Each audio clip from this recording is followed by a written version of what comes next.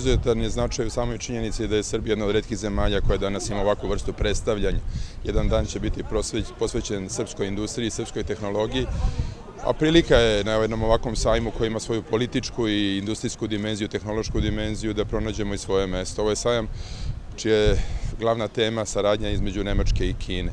Ako bismo kojim slučajem u toj industrijskoj saradnji pronašli makar jednu mašinu koju bismo proizvodili, jedan deo te mašine, u pravilu velikih brojeva, to je bio ogroman uspeh za našu privredu i zato smo ovde, ali ne samo zato, već bit će i prilike da razgovaramo s predstavnicima velikih kompanija. Ja evo, tokom današnje večeri imam takvu priliku i tokom sutrašnjeg dana. Ja želim da završimo neke razgovore ili makar da ih uvedemo u novu fazu koji su još već mesecima u toku investicijama u Srbiji. To je između ostalog i tema ovog sajma.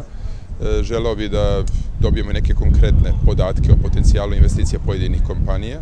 S druge strane, razgovarao bih sa predstavnicima Boša koji su već investirali u Srbiji i počinju greenfield investiciju, od nekoliko drugih divizija koje su takođe vrlo atraktivne za nas i bit će prilike naravno da razgovaramo sa nemačkim zvaničnicima.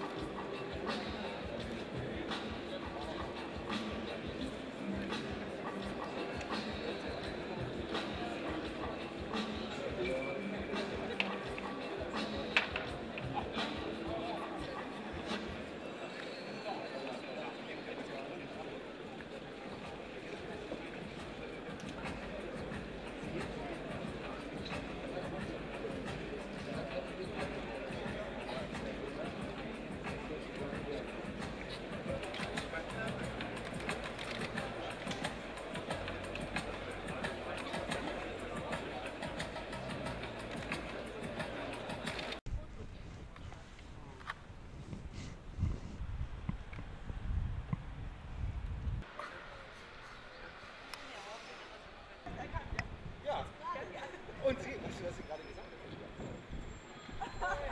Bislang. Bislang.